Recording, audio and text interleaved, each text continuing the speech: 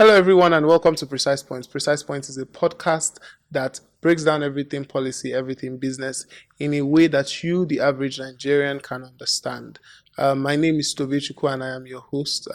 Today, we have a very special guest. His name is Mr. Segun Sonowo. Did I pronounce that correctly? Fine. I try. And he will be taking us through our conversation today.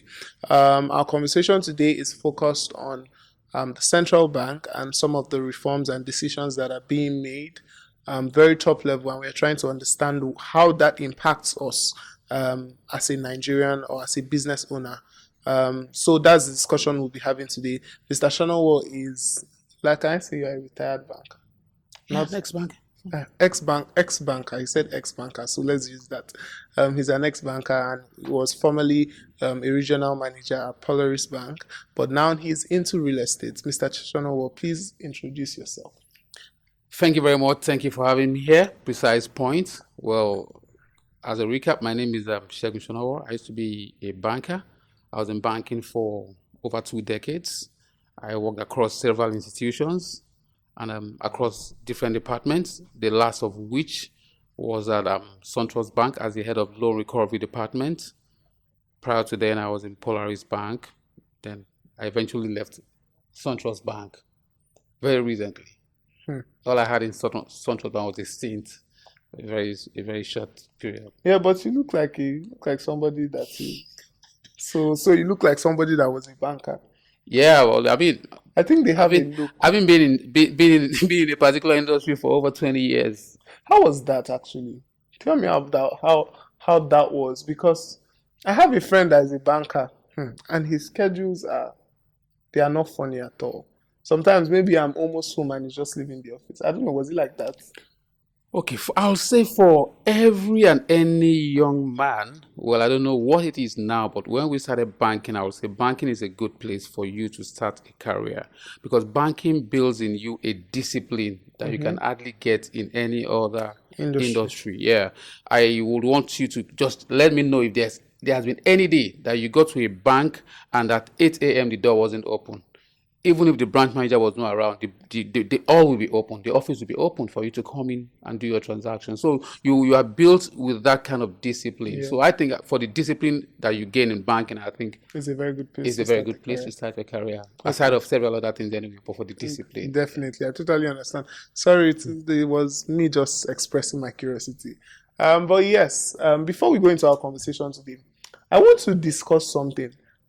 Yesterday, and I think there were rumors about it before, that some ministers will be let, I don't know, how do we say it and to be nice, will be let go. Yeah. Maybe that's how the layoff still sounds serious now, but let go.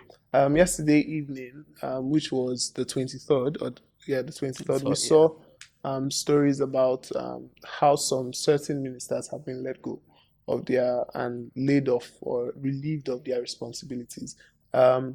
And I think at this point or at this time in Nigeria, I work in communications, so I manage reputations for a living. And we are in dire need of a stable look in terms of there's a confidence that people need to have in the government, that people need to have in the administration. And I don't know, like things like this, how do they impact? Because I think the new ministers, a lot of new ministers were appointed when Tinubu became president. And it's barely 2 years. I don't think it's up to 2 years. It's not up to 2 years. And we are letting go of some of them. So what would you say about that? How does it impact the confidence of an average Nigerian? Maybe now you are probably speaking as a Nigerian and not as a banker. So. Yes, sure. Well, I'll speak as a man, as a human being. One of the things that we were most scared of, but which is most inevitable, is change. Change is constant. Cabinet reshufflement is not something that is out of place. It's normal. Yeah, cabinet reshufflement is normal. So for it happening is not, for me, it's not the issue. But some other aspect of it could actually be disturbing. If you don't mind, I can talk. I mean, do you mind I go ahead on? Please go Okay, ahead. fine. Like, was it up to Jonathan or OBJ's time? We had just 36 ministers. And he had a sentiment about that okay, at least a minister from each of the 36 states and all, Yes. and that was why he stuck to that. Then the next government came and moved it to like about over 40 thereabout, and everybody felt like why? And yes, it's not about the change, because change is inevitable. You'll have to move some people from even in our own organization here, even as a banker, like I said, I mean, I worked across different departments, across different institutions, right? Even within a particular institution, you can move from one, you can have the head of public sector being moved to head of corporate banking, and you have all those. I mean, that doesn't shake the bank. It doesn't mean that the bank is not functioning. As a matter of fact, it shows that the human capital, the department is functional. They can see, oh, this guy, Segun, is doing very well here, but why don't we, what if we move him to this other department? Maybe we need more strength. Exactly, more strength in that area, and he has some traits that can be helpful in that area. So that can happen, even within a private. So on a larger scale, that you have reshufflement is not the issue. The bigger issue is that you now increase. We were on 36, then we went to 45 or 46 thereabout. We're now going to 48, where we're talking of saving our resources. When we're talking of management, financial management, those are the disturbing issues.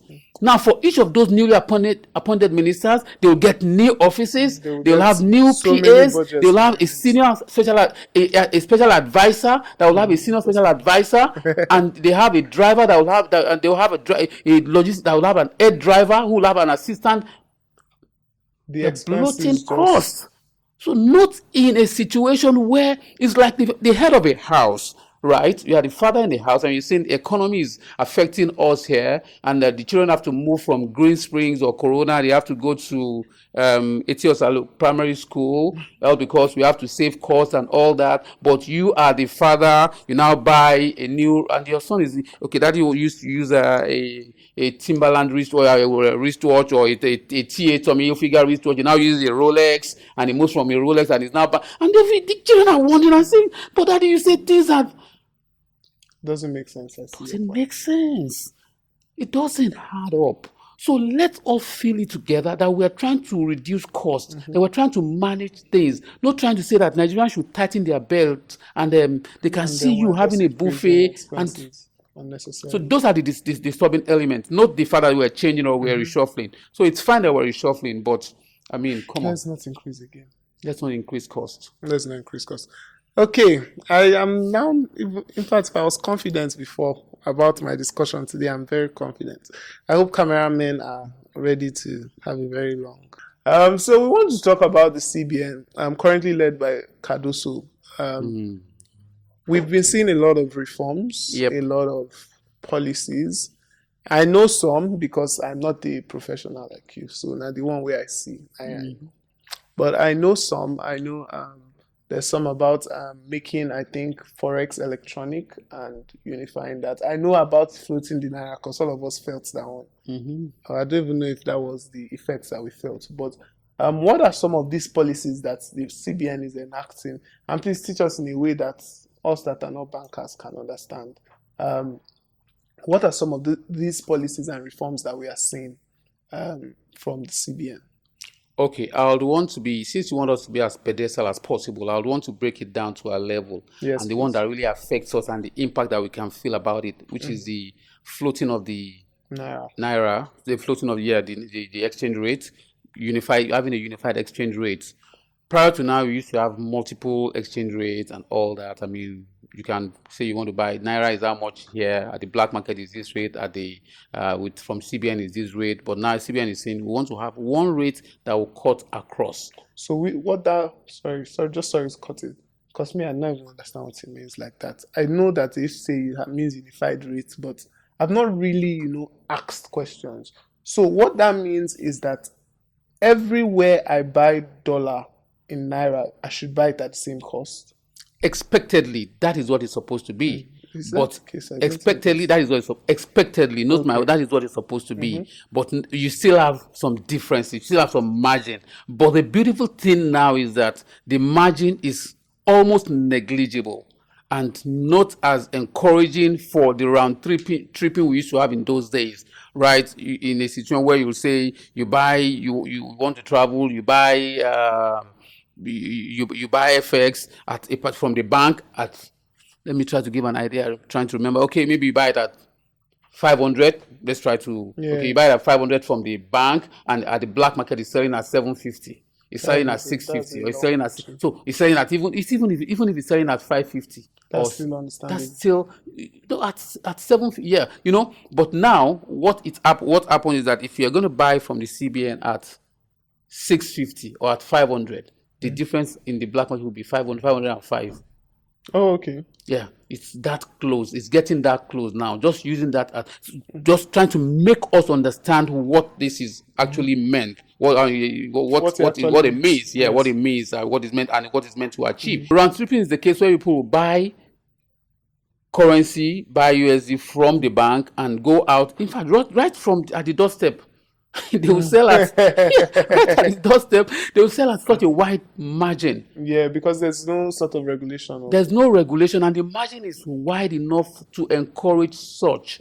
However, the margin now is so minimal and so negligible that I would wonder, why do I want to bother to do all that? Expected, that's what it's supposed to achieve. But like you and I know, it's still almost not that anyway, because right at the doorstep, right in the bank, it's not available. Yeah, to bring it really home, like you can imagine a case where somebody wants to change currency, new notes, even mints, they go to the banks, and the banks will say they don't have, and just the same day, the same Friday evening, you go to an Owambe party, and you see these piles of. I'm sure you notice that a lot. You see that a lot. I used to wonder where they get it from. You wonder where they get it from. You wonder where they get it from. Where is the place that should be actively available? It's not available. So that is the same way it still is, with the same the central bank is selling at 500, so I want to buy at 500, and you keep bidding and you're not getting through. Whereas you can buy through the back door, and if you don't mind, you pay 580, I'll get it for you. Whereas it's supposed to be yes, one of the things about us as Nigerians is that we are being taken for granted, and we take ourselves for granted. We shove. We just, it doesn't matter. Let me move on. And that's why a lot of things never think of the big picture or the long term effect of such we hardly decisions. do. We hardly do. We are so myopic in our thinking. Yeah. As long as it doesn't affect me, if you affect my neighbor, especially as long as it doesn't affect even in the immediate. Some people don't mind the outcome long term, but for now, they don't even think of what it would mean long term. And this is something we see in Nigeria a lot, but I'm not trying to deviate, so let me come back to our conversation. No, but really, that's the truth. You're very correct. So may God help us. Doing a recap again, so just trying to make it as pedestal as possible. That's one key element that I really want us to look at and see the implications. That is very rife, with the FX devalue, with the currency devalue. Now the regulation of the FX has led to a number of other things. Like it has led to inflation, where FX is not available, cost of importation is higher, right? It has led to the devaluation of the naira, right? Naira used to exchange to a dollar at what amount? It's a simple economic issue, and that's what they said they want to achieve anyway. That the value of the naira will be determined by simple demand. Simply by demand and supply. Because where the supply of the FX is lower and the demand of it is increasing, because our economy is highly import dependent. Yes. We are highly import dependent, so we can't just be sourcing for our for our usage and even for our living. How many people have their children believe in the Nigerian educational system, for instance? How many people don't think that the only way you can educate your child is until you send him or her out of the country? Those are things that are drawing on the FX reserve. So as much as demand is increasing on it, right? Definitely the value will be going up. So invariably, the naira is getting more devalued. Currently, it's selling about. I was discussing with a BDC guy over the weekend, and he said, I told him the first day we started discussion on Sunday, on Thursday 1705. By Friday, he told me it's 110. By Saturday, when I called him, he said, Mr. Segun, this thing don't change, it's now 1740 or thereabout. It's so unstable. So unstable, and it's moving at a disturbing rate. Not just that it is unstable; it's moving at a disturbing rate. So those are things that out there you will see that, we're talking about this FX thing, the fluctuation of the FX. These are the impacts. It's leading to inflation because the cost of living is increasing. It's living, which is also a follow-up or a fallout of the devaluation of the naira. So my question now is, so the floating of the naira is not directly linked to inflation, is it? Because from what you've said, floating of the naira is basically unifying the cost at which it sells.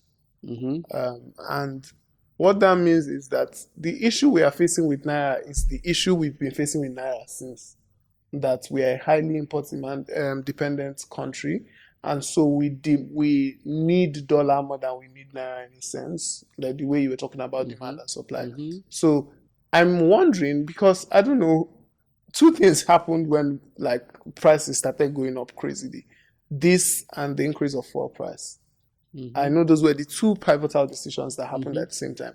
So is this, let's know the cause of our problem. Is this is this floating of the naira linked to the current realities the Nigerians face? It is.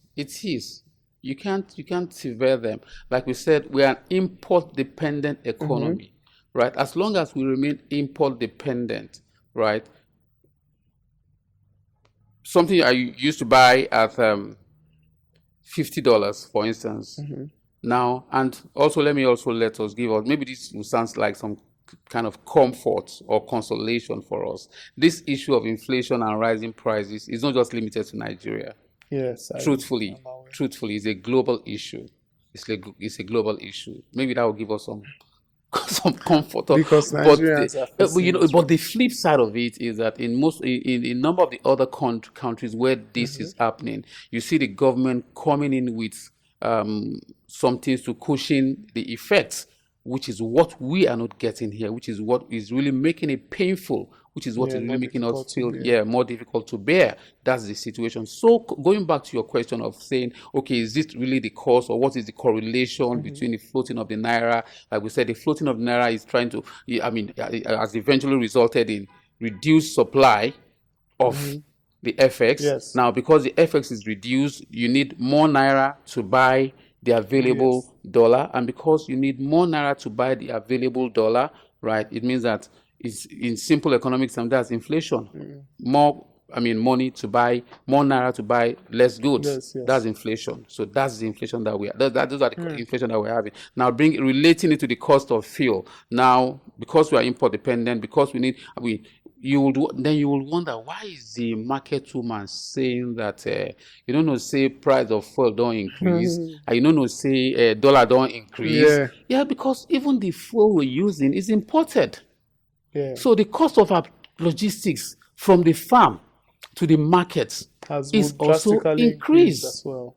So all these things gallop. So and like I said, that other countries, why it's easier is because other countries provide cushion for their people. Now you see the government saying, don't worry about the cost of moving your items. For instance, some countries, excuse me, please, don't worry about the cost of moving your produce from the farm to the markets. We'll do the logistics for you. So the farmer is not bothered about the cost of logistics. So inexplicably, the cost of the good will not increase that much. Exactly, won't increase that much. Because, I'm not bothered. It's the same production that I'm producing. If at all, it should even, because before you used to cover the cost, now you don't cover the cost anymore. It will even be very marginal, because they will say, okay, aside of, okay, logistics is one. They will say, okay, for you to produce, the way, everything is actually economics, supply and demand. During harvest period, you have a higher supply of the produce, right? During when you are off season, the supply reduces. But what used to be, even in our own situation, what you had the cocoa board, for instance, in Western Nigeria, that would say, when there is a glut, bring this produce to us, we will buy it. They buy off the farmers. So they buy off the farmers during the glut, right? The farmer is not bothered. So the farmer only keeps. So when the harvest season is off, is the reserve that is now pushed to the markets, right? So those are things that will help cushion the effect on the final consumer. So the consumer is actually not feeling the pain of, this is harvest season and the price of yam has reduced because it's harvest season. And when it's off season, the price of yam has tripled. No, because there's a management just of the proper supply planning of and exactly. There's a management of the supply to the market. So all these things, I don't want to say that is the government is the government is but the government is the government. Yeah, but we could also make smarter decisions from what I'm hearing because of how you're saying, because let's take it. One very important thing in business is planning. Whether it's very, what's it called?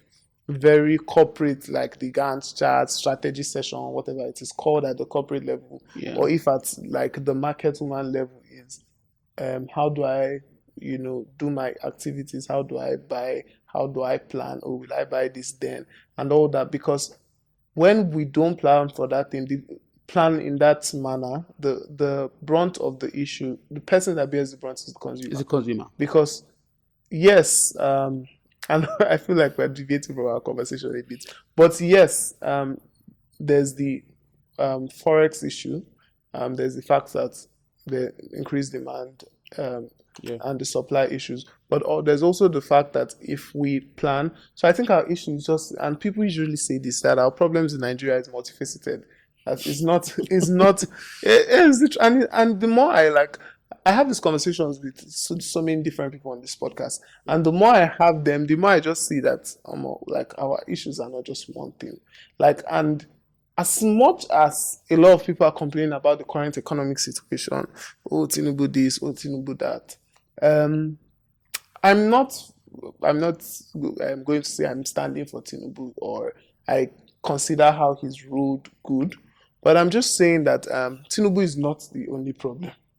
Yeah, we as Nigerians could also do better in our planning, do better in our administration of activities, also do better because the average Nigerian too is, let me not say a crazy person, but we used to behave somehow sometimes. The average driver on Lagos roads, the average person at the market, do you get? And I think it's just a holistic, multifaceted, I think that's the best word, issue, and then we need to work on it. Because every time I hear, like the last time we had this podcast session, we had a conversation on, I think it was oil and crude oil and the Dangote refinery and all that. And in that conversation, I now said, oh, wow, is that how it does? Because we're talking about NNPC and how there's a huge level of debt that they are owing and etc. and the issues Dangote had recently. And I'm like, oh, that's a problem too. And now I'm talking about Forex and I'm saying, oh, that's a problem too. Yeah. And the first conversation we had, I've forgotten. But there was a problem too there. Do you understand? I think that was taxes. There was a problem too there. All I'll say is, God help us. What does that in this say? God bless America. No, God bless Nigeria. God save Nigeria. God save Nigeria. Nigeria's case is God save Nigeria. We need saving. True, because let me borrow your word. Holistic, multifaceted. Yes. Yeah, we have. As is hydra-headed, and it goes in several ways. But the truth is that the life of a man is actually, it's just a problem, the issue, and I really don't like using the word unfortunately or problem. Yeah, the issue or the challenge is just that even the leadership is not giving a clear direction. That's a bigger issue, right? Yeah, I'll wholly agree with you that even the average Nigerian walking on the street is also a problem to himself. Is also a problem to himself. And we are a problem to ourselves, right? We are a problem to ourselves. And part of the problem is, Jonesing is like, what school are you sending your children to? I must send my children to that school. Yeah. Must I? No. For instance, you have 2 kids, I have 4 kids. We don't have the same reality. Let's even say we work in the same place and we are on the same page. But you have 2 kids, I have 4 kids. We don't have the same realities at all. So why must my children go to the same school that your children are going to? And we even say that the cost of the school is the value of the education anyway. But we just find ourselves in that problem, trying to coast along with every other person. So it's actually a bigger thing. It's not just limited to FX. It's not limited to the government. Even we ourselves can be problems to ourselves. But we can do better. I have hope in Nigeria. I believe in Nigeria. I believe in Nigeria too. Do I mean that? We will never find out. But okay. So I want us to like let me read it the way the script says it. Let's shift gears. Yeah. I want us to talk about some other, what's it called? Some other, will I say, impact or conversation that the CBN is driving. And one of them is recapitalization. I think that's what's Yeah. called. This is the place you are really going to explain because I know I'm not to understand. problem.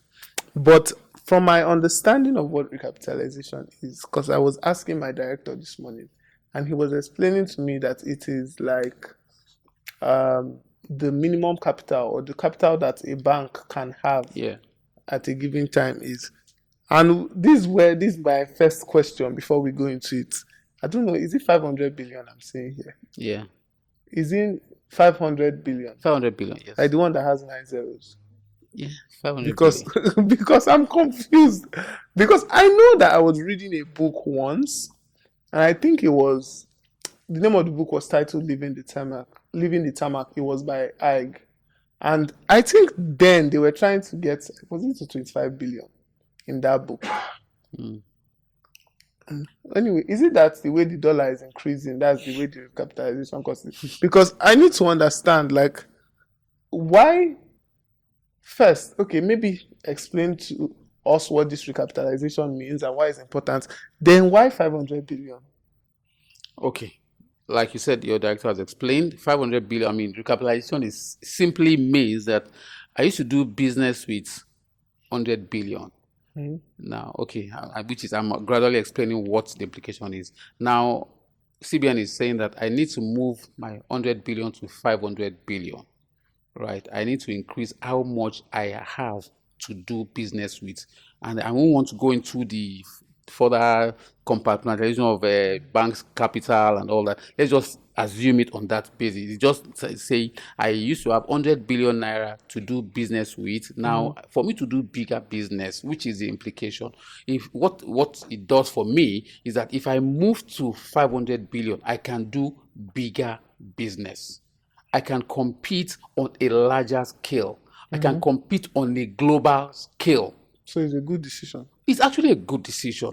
Recapitalization is a good decision. Now, when you're talking about the 25 billion, which was Soludo's time and all that, moving from then it was about how much there was it 2 billion, we had to move to 25 billion, right? Then it was a lot of money, and you see, it's not unrelated. It's actually related to now. Then 25 billion naira will buy is equivalent to how many dollars? Don't let me say we'll buy now. 25 billion was equivalent to how many dollars? At 150.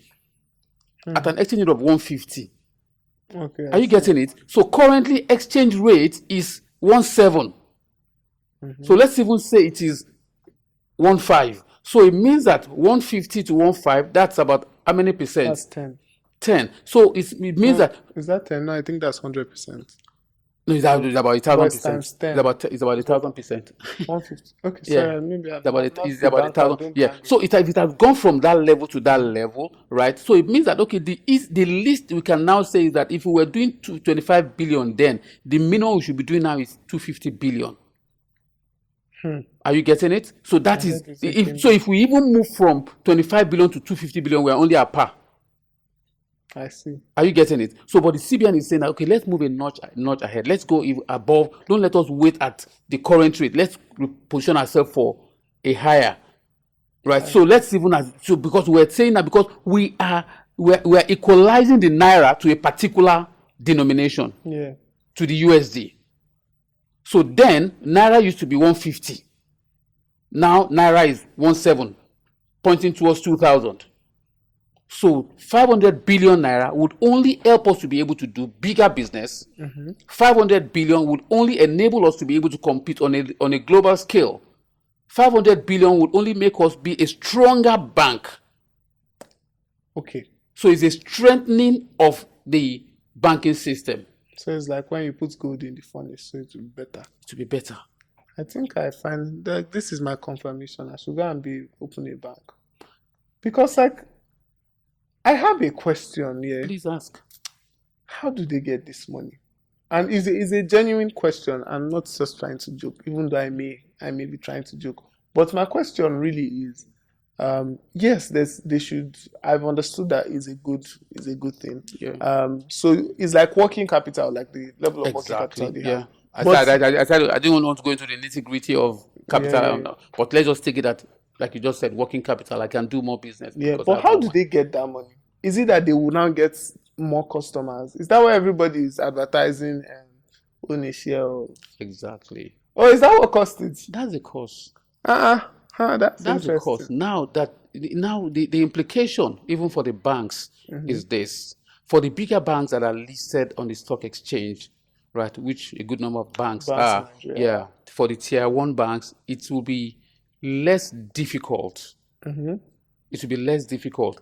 Then when you now come to other banks, the regional banks, the Merchant banks. yeah, some of the merchant banks might even find it because theirs is lower, as in 50 billion thereabout, right? But for the lower, I mean, for the regional banks that are told to move to 100 billion or thereabout, it's going to be a bit difficult because they can't easily, for instance, I don't want to mention names of Yeah. banks. The ones that are already in the market, Mm-hmm. right? As I say, okay, the tier one banks, they're Yes. already in the market and they're already. So how do they get the money? Simply because I want to do my projection and say, okay, Bank A has been able over the last 5 years or over the last 10 years, they've been able to, okay, they give these returns to their investors, okay, by way of dividend and all that. Okay, I used to own 10 units of their shares. Maybe I will increase. Let me increase it to 20. So I'm bringing in more money. Yeah. So that's how they get the So money. that's how they get the money. That's how they get the money. Because But I the know ones that my would have it bought difficult, some are banks. the ones that are not as pronounced, that are not in tier one, Yes. that are not as visible, that have not been as promised, that are not as promising as these lower ones. So what will now happen? Is that what happened the time that banks now started buying other banks? And you just took the word out of my mouth, and that will now be what will happen at that level. While the bigger boys, Yes. yeah, while the The bigger tier boys can say, ones. okay, bring money, give me more money. Hey, guy, give me more money. Okay, go check.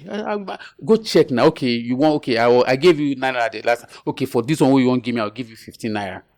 They bring it because I can boast of that because I am saying that I'm going to get this money so I can do bigger Bigger businesses, business. Yes. right? And because I can take on higher risk now, and in finance we say the higher the risk, the higher the returns, Yes. right? Because I can play on a higher turf now. I'm likely to get more money, so I can reward you more, right? So what will that and that's what can happen. That's what will happen with the bigger boys, while the smaller boys, like you just said, we don't call it buying, we call it mergers and acquisitions. Yeah, the Yes. acquisition. You That's only the talk, you only talk English. about the acquisition.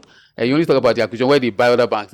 But we call it mergers. Okay, you are strong, you are this strong. But two of us ever get 500 billion. Okay, how much you get? You So get they make like an you agreement. get 150. Yeah, we M&A agreement. You get 150. Okay, you get 152. Okay, the other guy get 350. If we put them together, even that at 650, you go even be that big bastard guy. Let's three of us come together. So that's where you have all those arrangements coming in. I'm trying to be as pedestal as that's the easiest way we can explain it. So very soon you're going to have some other banks, some banking names are going to fizzle out, and you're going to have new names, right? Who will have that will have larger capital and Yeah. who can trade better And than they compete used on to a be, and they can more compete on a large larger scale. scale. So I hope that Yes, it explains does. it. And okay, this is just confirm if I'm right or if I'm wrong. It's 2 years that is the period they have. Yes. That's a lofty dream. The Lord helps them. Yeah, the Lord will help them. I know maybe I will reconsider that banking now because the work that they would have to do.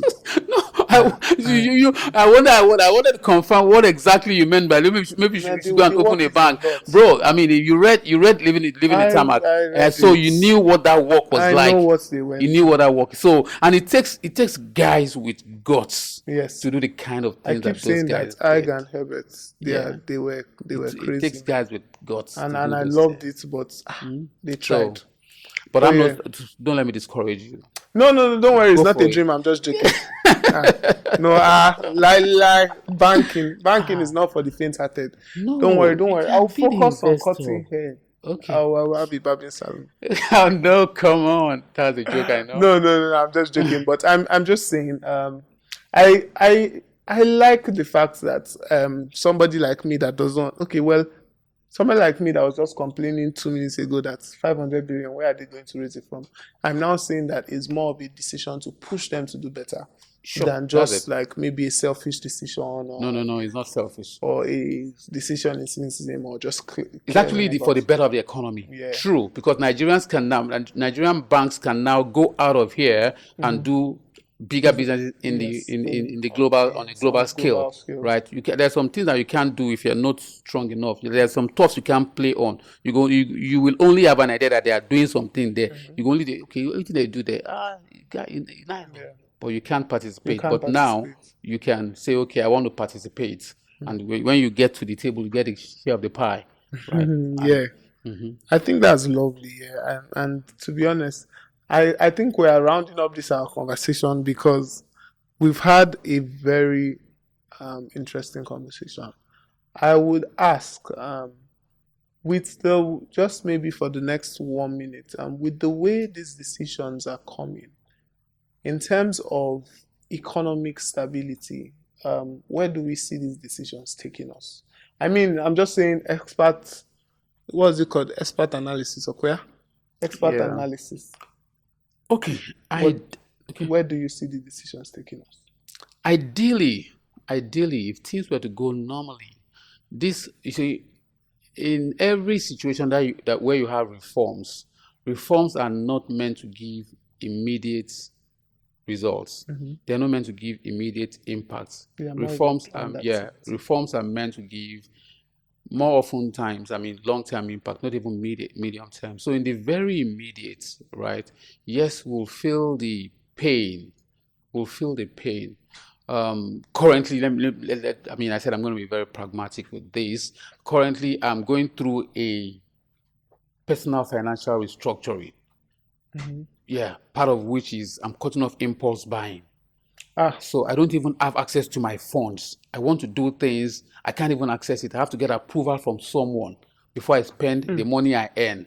Right? I should actually do prior that. to now, I could just say, oh, I like that pair of shoes. Can you just supply it? I can go on Konga, go on Jumia, go on anywhere, and I have the card. I can just be. But now, before I buy anything, You I go have to and get seek approval. Yeah, I have to get approval. So In you're the running a business for your personal. Yes, I have an MD. I report to an MD. I love She's it. in charge. Yeah, Yes, definitely. but in the very immediate, is it convenient? Oh No, no, I it's know not it good. truly is not. But in the long term, true, I know that we're going to build up a stronger financial, a more formidable financial structure that will make us know that okay, within that period, we're able to get this done and this done and so for the for Nigerians also, right? Ideally, we're supposed to feel some of this pace because we're moving us to a situation where many of us are relocating from Nigeria to US. I mean, anybody in the UK will tell you that some people don't even some people even cap their they cap their income. They give them a job that will give them a better pay. I don't want. You wonder why? Because Yeah, of because tax. You're going to be taxed more. You're going to be taxed more. Right? So I don't want. I'm okay with the one I'm earning. Right? I don't want to earn money because they say I earn that money. So, but what makes them thrive? What makes that system work? Where those places that we're running to?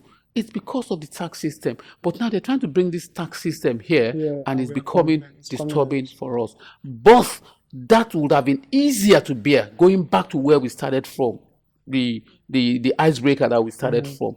If those that are collecting the tax, the tax rather, sorry for pardon that slip, those who are collecting the tax, we can see that they are also tightening their belts and we're trying to say that okay, this is where the tax you paid. You wish to do this before, but this is what we're now doing with the we've gone this but far. we're not saying it. That's the pain. Transparency is the issue. The transparency, the lack of transparency is the issue. So that is the pain. But ideally, note my word, in economics we call it ceteris paribus.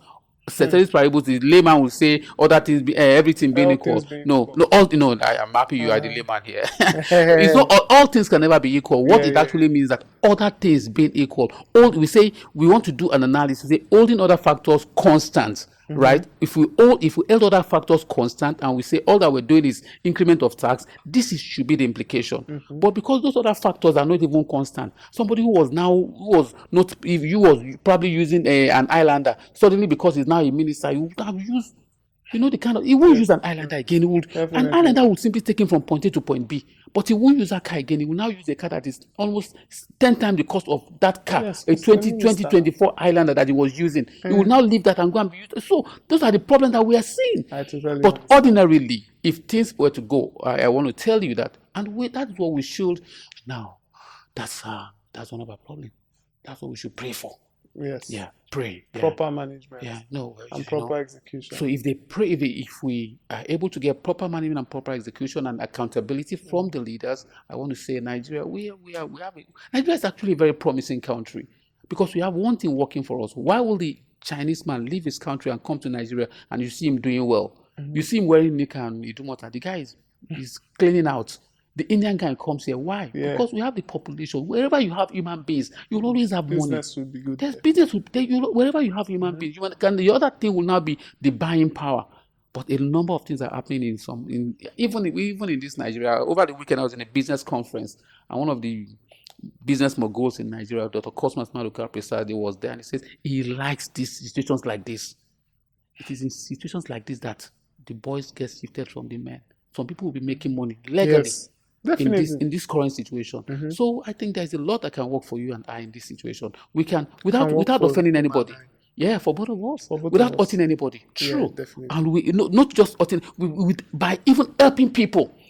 What you're doing on this podcast, for instance, is helping some people, passing across information. By knowledge have my people prosper. That's what the Bible says. Yes. But some people are ignorant, and that's why they can't even see that there's a lot of opportunities in Nigeria, even in the current situation. A lot. I was working out this morning and the guy was telling me, I told him I do real estate. He said, real estate? I said, look at that house there. They're building a house. Very soon that house will be finished. Very soon somebody will be occupying it. A flat in Antonio will be going for nothing less than close to 75 million. A flat. And that building has about 8 flats. They will buy it. Means that money is moving. Yes, definitely. Money is moving. So we can still do well in this country. May God help us in this country. Amen. And illuminate our eyes and our minds. Amen. Amen. God, illuminate my own mind particularly. There's money to be made. Yeah. Thank you so much, Mr. Segun. Thank you very much. Thanks for having me. I loved having you today. I love conversations like this because even am I allowed to call myself a podcaster? As a podcaster, I'm able to learn.